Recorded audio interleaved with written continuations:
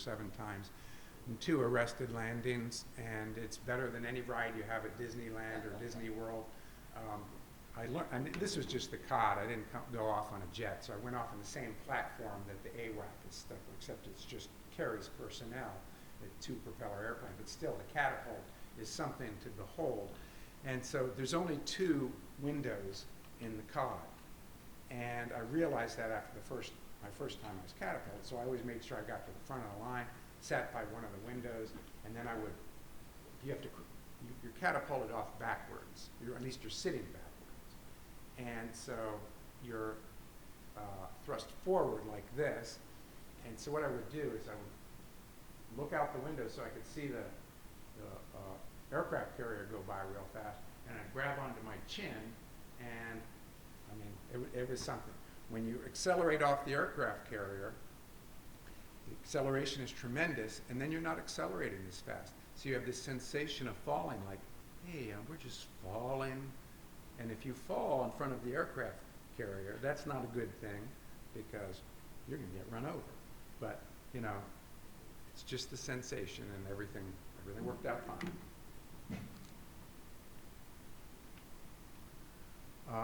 Other collateral duties, I developed what's called combat stress debriefing teams, which means there's a lot of trauma in the military, and we have learned that if we can get in there and provide what I believe is a therapeutic intervention early on, we can prevent the development of PTSD. And so this photograph down here is from Camp Lejeune. When I was at stationed at Portsmouth, there was a mid-air collision at Camp Lejeune in 1996 between a Cobra and a 46. Cobra's a attack helicopter. 46, the dual rotor that carries personnel. And the Cobra probably shouldn't have been there in the landing zone. It was a very dark night. It was at midnight. And the 46 comes in. The Cobra sees the 46, veers up and away, and the blades of the Cobra go through the passenger compartment of the 46 and kill all 12 guys battle there.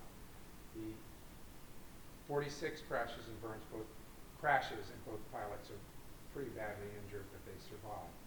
Both Cobra pilots are killed. So there were 14 active duty deaths, and we had a huge number of people to debrief after that event. We were there all week, and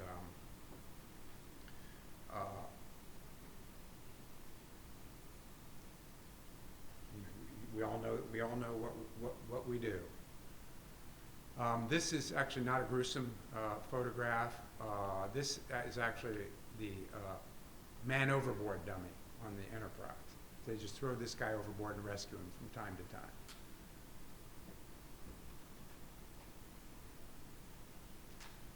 One of my collaterals was also, I think it was 1996, 2 numbskulls by the name of Turner and Brown, who had been through BUDS but had not been pinned on their tridents as SEALs, were on an East Coast SEAL team, and they picked up some girl in Virginia Beach, and they had her in a car, and they used a chokehold on her. They probably intended to sexually abuse her, and they repeatedly used a chokehold on her to choke her out, and she died.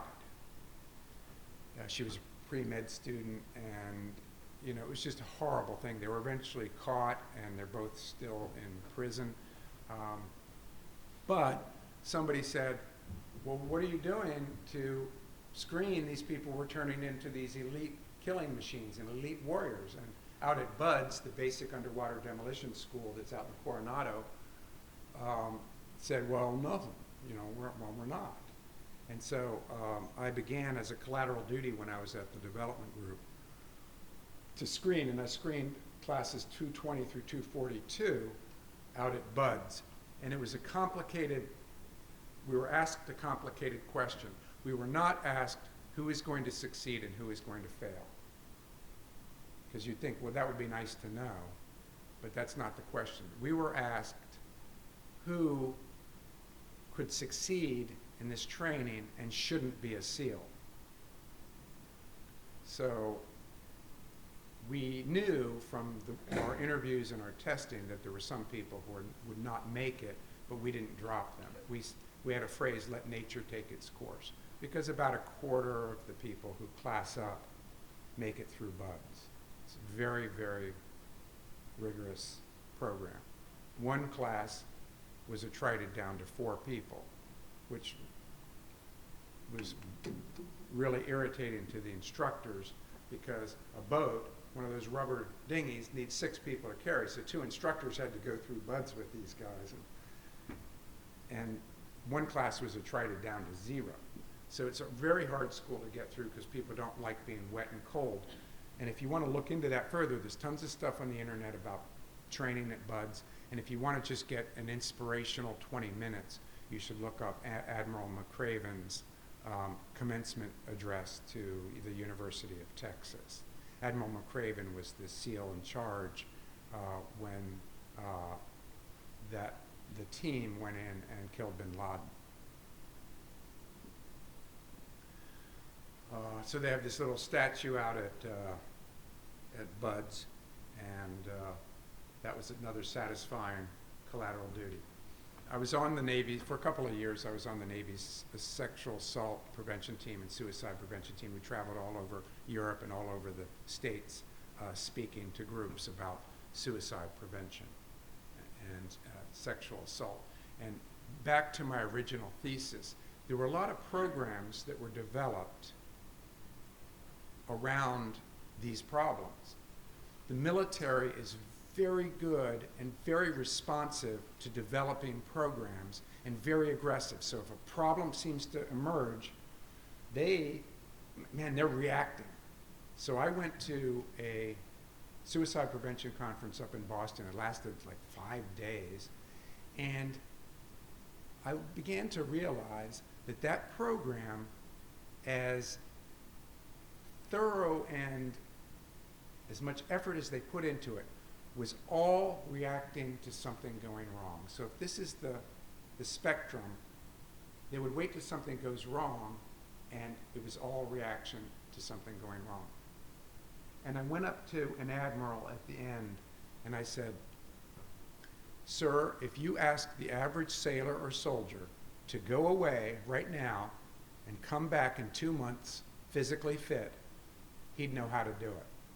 If you told the average sailor or soldier to go away and come back in 2 months mentally fit, he wouldn't have a clue as to how to go about it." And I said, we know the skills that lead to mental health. We can teach them and we can practice them, and we need to take our mental health as seriously as we take our physical health.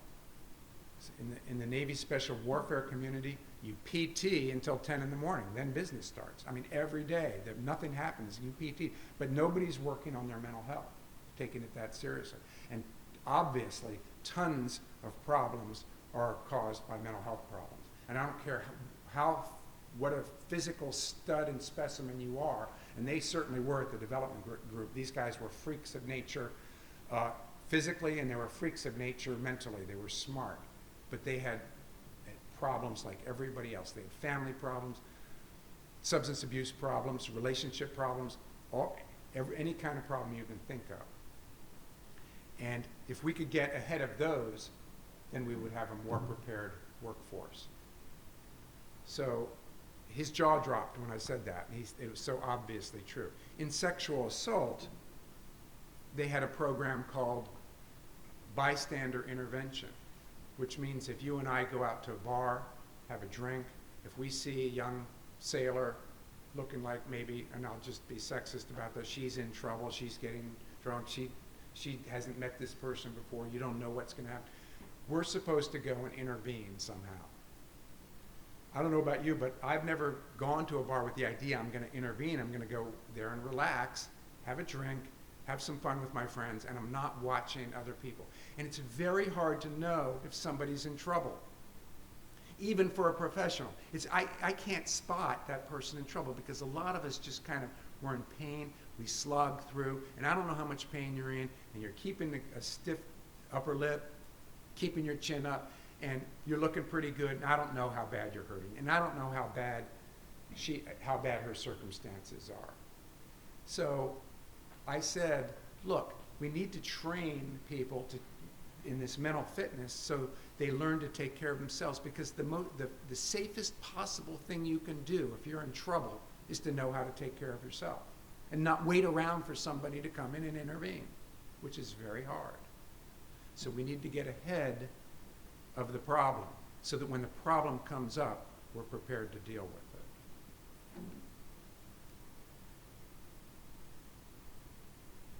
Had some other fun. I was working hard when I was at the Naval Training Center, the head of mental health at Balboa, the Naval Medical Center of San Diego. Fred Glogauer, wonderful guy. He knew I was working hard because I was there alone most of the time. And he said, hey, do you want to go to Antarctica? And I went, sure. Who gets to go to Antarctica? You know, what civilian, who's going to knock on my door if I'm a civilian and say, do you want to go to Antarctica? So I said, sure. And I went down there for 6 days in their winter. So it was 24 hours of dark. It was our summer, their winter. And evaluated a few people who didn't do very well. He wanted to know, hey, who shouldn't go back? And then, let me not get that backwards. I evaluated a few people going in as their winter started.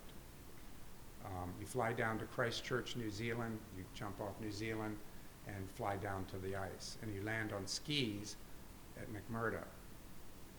It's interesting, you take off on wheels and they configure it for skis when you land, either the C-130 or the C-141.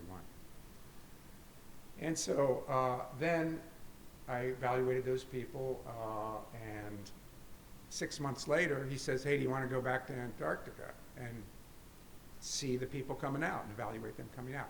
And at that time I went, sure. And at that time it was 24 hours of light. So we landed about midnight, and we're taking a tour of the base, and they have, you know, bars and clubs and drinking down there. And so people were coming out of the bars like they would at midnight in any other town, except that they were coming out into bright sunshine and like this. And it was pretty comical.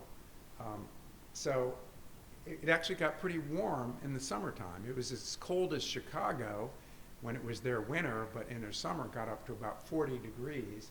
And there's a big seal out by Scott Hut, it's the Scott the Explorer, and it began to melt and not smell very good, and it had been there for 90 years. So this is inside Scott Hut with some of the provisions. This is just a little igloo that I'm standing in, and this is shows a little bit of the coastline. Antarctica is a volcanic, principally a volcanic continent. So there's once the snow melts, it is volcanic cinder everywhere. In the wintertime, the snow is so cold you don't slip, because for you to slip, ice has to melt under your feet, but it's perfectly firm because it doesn't melt under your feet. This is also Antarctica, and there are these poles here, and you have to follow the course, because you don't go, hey, I'm just going to cut through, because this is a shortcut, because there are crevasses, and people fall into these crevasses and are killed.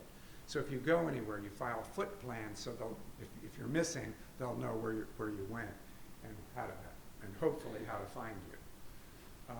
These two pictures are of Iceland. I went to Iceland twice, and Iceland is also a lot of volcanic cinder, and it has geysers all over the place. Like if you've ever been to Yellowstone Park, there's a lot of geothermal activity in Iceland. But Iceland gets to 23 hours of dark in their winter, in our winter too, northern hemisphere, and 23 hours of light in our summer. So I got to have a lot of fun and interesting trips and experiences. So I definitely appreciate the fact that I stayed with it, and my philosophy was I'm going to stay in the Navy as long as I keep having fun and I find it meaningful. And it's not that I wasn't having fun at the end. I just thought, you know, I got to get out, and while I still have a little bit in the tank, and see if I can, you know, have another career. Went down to Panama after 2 SEALs were killed in separate incidents. One drowned in a river in Venezuela. You think SEAL drowning, but they were in horrible rapids, and it was a very difficult situation on everybody. So here I am in Panama talking with a bunch of frogmen. I went to the Republic of Georgia to consult with them about trauma debriefing and combat stress debriefing. Here we're having, again, more fun at a dinner. Here I am in Dubai playing rugby at the age of 50, so I don't know, you might question my mental health. And here I'm chasing my wife around in Rota, Spain in a bull ring, so she's looking appropriately frightened.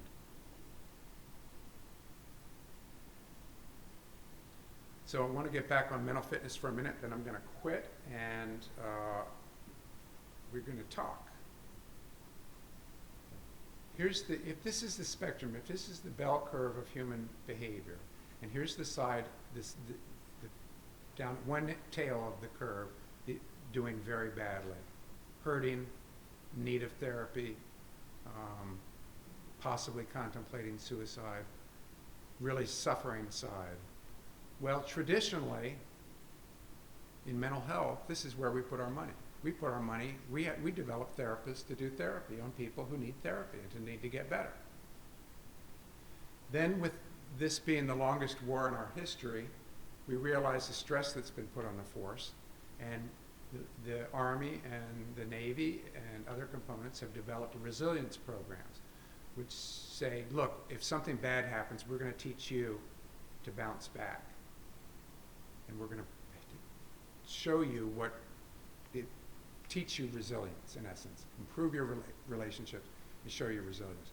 But this didn't go far enough for me in my thinking, because I don't want to bounce back. I want to teach the skills of mental health. I want to practice them. I'm saying, why should everybody hang around in the middle here, wait for something that goes wrong, and hopefully we bounce back? But the DoD put a lot of money into the resilience programs, the Total Soldier Fitness Program, I think it was called.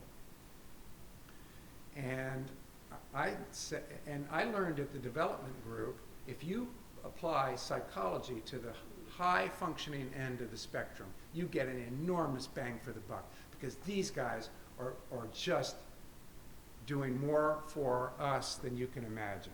They're doing more in terms of warfare, mission after mission, night after night. These guys are just getting it done in Navy Special Warfare and in Army Special Forces, and Air Force Special Forces for that matter. And so if we apply our resources here, we get a big bang for the buck. But what we can do is we can also apply our resources to teaching everybody to get up here and to be mentally fit and to be mentally healthy. And it's not that hard. So I gave Linda the two books I have on the topic, one called Mental Fitness and one called The Moment of Truth. If anybody's interested, just get it from Linda and, I don't know, give it back to her or pass it around or contact me or something. But this is what has been driving my thinking for about the last 25 years, is this idea that you can become mentally healthy and you don't have to wait till something goes wrong before you start working on your mental health. You can get it right now. Then when something goes wrong, you're pretty confident that you can right the ship and get back up in here. So I go around and do mental fitness. I actually made some headway in the Navy and Navy Special Warfare, set up a mental fitness team, and we trained components of Navy Special Warfare in mental fitness. And I went around, here are a couple of my teammates. This is Eric Hipple, who played quarterback for the Lions from 80 to 90, and had his problems with depression, and he was on the suicide prevention team with me. That's how I got to know him. His son had committed suicide when his son was 15, and Eric became a staunch suicide prevention guy. This is Eric Kramer, who played for the Bears and the Lions and the Chargers and had about a 12-year career as a quarterback. And he lost his son to a drug overdose, and he became part of the team, and we went around and trained Navy components of the Navy in mental fitness. Here I'm out training some ex-Detroit Lions. This is Hipple again. This is Eddie Murray, the kicker, kicked for 20 years, got a Super Bowl ring with Dallas, and so they gave me a game ball, and so I set it up, and about a moment later I Charlie Browned him, And so this is principally my mission today, is to let's get mentally fit and let's do mental fitness. I think it should be done in towns and cities. I think we should train the trainer components of towns, do demonstration project. The heroin problem is so significant. The suicide problem is so significant that I don't see what we have to lose to get in there and start training people to be mentally healthy. And now I am going to shut up and let you talk.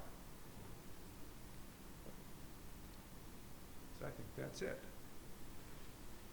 Are there any questions? Does Russia and China have mental health for their soldiers? Don't know. You don't know? I have no idea. It's a good question.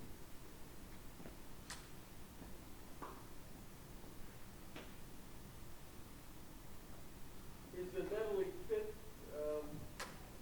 program kind of similar to the positive psychology of, I can't think of the guy's name, Yeah, Marty Seligman. and the people that work with that? Um, Are similar components of it? They're probably similar. I was in the audience, I think it was 1998, when Seligman became president of the American Psychological Association. And he gave the first positive psychology. And he said, and I had written a manuscript that became these books in 1995. And I thought, so I thought I knew what it was. I still do. I've tested this honestly. And it doesn't hold up. I'm going to change it. And he said he didn't know what it was. He said there's probably somebody out there who does. And I felt like rushing the stage, but I didn't. I think it's got components of positive psychology, yes. But what it is, it's not be positive. It's not positive thinking. It has to do with being truthful, and it has to do with a philosophy of responsibility. And the philosophy of responsibility is because we have free will and we can choose, we own our choices. We are not reactors. We're not stimulus response reacting machines. We are choosing machines. We have a vast environment and a vast number of choices in front of us. You can prove that on the way home as you drive. You've got a zillion choices to make as you're driving. And you better keep making, stay on the straight and narrow, but you don't have to. So the voluntary nature of human behavior means you're at a fork in the road every moment of every day, and you get to choose which way to go. If you are addicted to a substance, you can take a step toward relapse or a step toward recovery in the next moment. So you have this moment in front of you all the time. You get to choose with it. And you own your choices. Now, our choices aren't unlimited, because you can't flap my arms and fly. But we are the most unlimited beings that were ever put on this planet. The most adaptable, and we have the most vast number of choices in front of us about which way to go. Sort of stoicism kind of in a way, sort of philosophy? I'd have to examine stoicism to see what the intersection was. But the philosophy is really responsibility. You own your choices. You own the consequences of your choices. You might not like the consequences of your choices, but you chose it. You chose the person. You chose the thing. You chose to do this. You didn't have to. And the nature of our behavior is voluntary.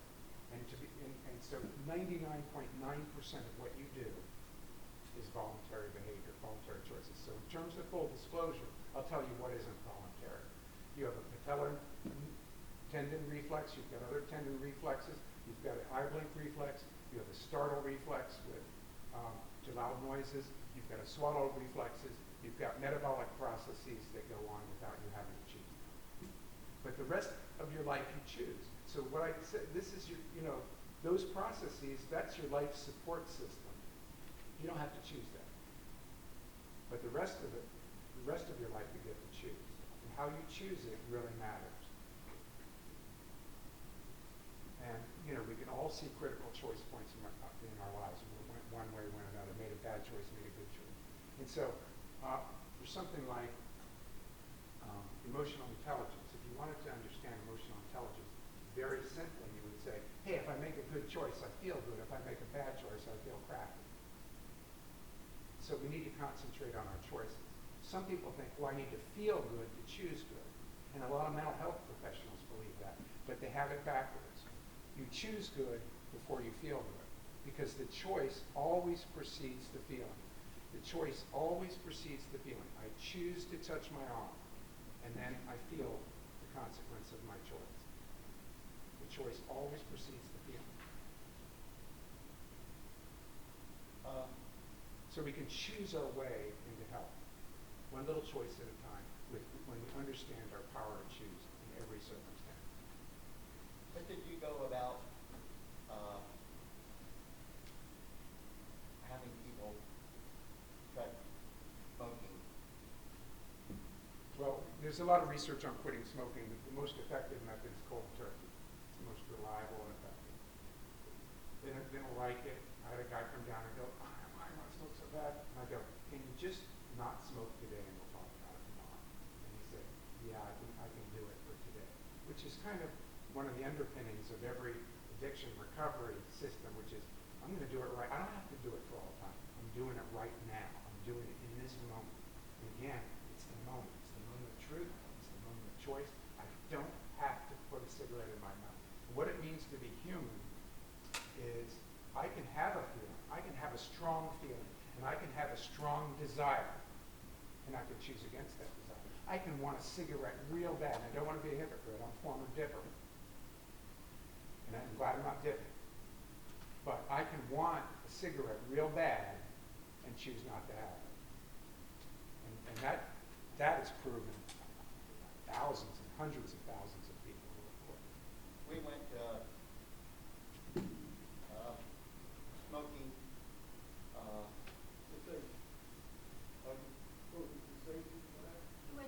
He went to a nicotine fading back in the 80s. Yeah. To the I lumber. quit in 1988, That's good. and you went in and you cut down. I smoked one cigarette, and what you did, you went the next one, lower, lower. Yeah, that's it. And then about the third week or so, they said, okay, throw them away. No, there is a reliable way to do it like that. That's a reputable way. If they did it, I'm hoping it was called stimulus control, which meant there are certain occasions under which you smoke. I smoke with my coffee. I smoke when I get up in the morning. I smoke in the car. I smoke if I have a drink. I smoke. And there's certain people I dipped with, and I didn't dip other ones. So those are all what are called occasions or situations which make smoking, you want to smoke more. So what they would do is you systematically eliminate the occasions. The first one is you get rid of the one in the car because it makes your car smell bad and it distracts you. So I don't smoke in the car. You get it to where you don't smoke in the house, you don't smoke with certain people, and you start limiting the occasions to where you're down to a few cigarettes, and then you toss them Well, away. I smoked a pipe also. So pipe and cigarettes and Now, I don't want to be a hypocrite. I still have a cigar every now and then, so I just want to let you know. Other questions or ideas? Yes. Are there enough of your you fellows in the service to help the number of soldiers that need help? Are you undermanned or? Yeah, we're probably undermanned. Oddly, you would think special forces at the development group, when I left the development group in 2003, I was the only Navy psychologist in Navy Special Warfare, both coasts. One. They probably have 7 or 8 psychologists at the development group right now. And they've got them on the West Coast, they've got them with every group on the East and West Coast. So we have been traditionally short of psychologists, yes. There weren't any on aircraft carriers, there's one on every aircraft carrier now. So we are expanding because, the commanding officers, they really want to help their guys. And when they found out that a psychologist can come in and really help, and we're not going to do psychobabble, and we're not going to you know, psychotherapy and do anything weird. When they found we could really help them, they wanted more of us. So they started asking for us. I mean, the SEER school, the reason there was a psychologist at the SEER school is it was such rigorous training because we're beating on students, slapping them, waterboarding, and that interaction between the student and the instructor is, at least as far as the instructor is concerned, should be a professional one, and the instructor is an instructor, and he shouldn't cross the line into being an interrogator or loses control. So as a psychologist, I was there to evaluate and make sure everybody kept this in perspective. And so I remember this one, and there was so-called hard cell, soft cell interrogation. The hard cell interrogation is where you really beat up the guy and you're in his face and maybe you're slapping him, you're taking him to the ground, you're slamming him on the walls. And I would stand outside the interrogation rooms and watch. And there was a guy, one of our instructors, he's in the student's face, he's going, I hate you, I hate you, I hate you. And he turns around and he walks out of the room and he walks by me and he goes, I like that guy. And that's really what it meant to keep it in perspective as an instructor. He said the guy was doing a great job resisting, so you like it. You know, it wasn't your job to break it, it was your job to give him an opportunity to resist a really hard interrogation and preferably win and come out on top and go, hey man, I held my own, I resisted. So at the end of that program, we programmed in a victory for those students so they would be more confident when they went into captivity. And we did have people from that program go into the first Gulf War. We had, I think, 23 prisoners of war in the first Gulf War, 2 females, and Rhonda Cornum, and I can't remember the other one's name. Rhonda Cornum wrote a book, She Went to War. And we had one person who had been captured and went through our program. I think he was a Marine Corps carrier pilot or something, and he had been shot down. And he said being in captivity in Iraq was exactly like the SEER school, right down to the weird music. Because we play weird music all night and, you know, chant weird poems and stuff and really disrupt them.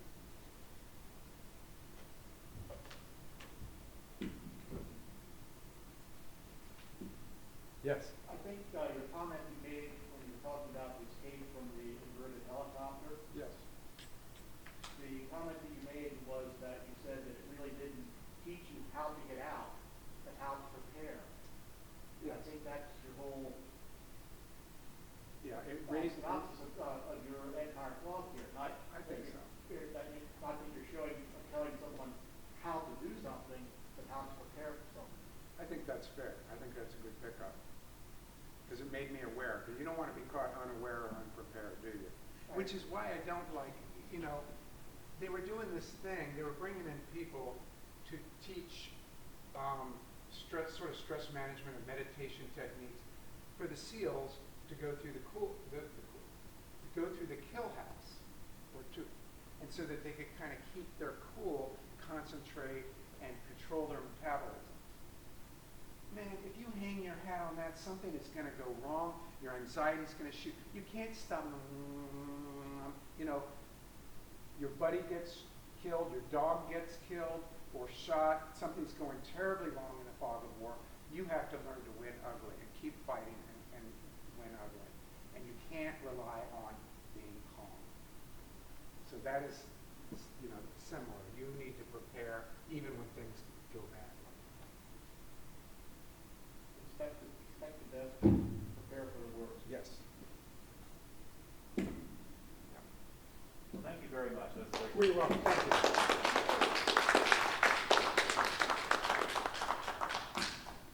I'd shake everybody's hand, but you know the rules.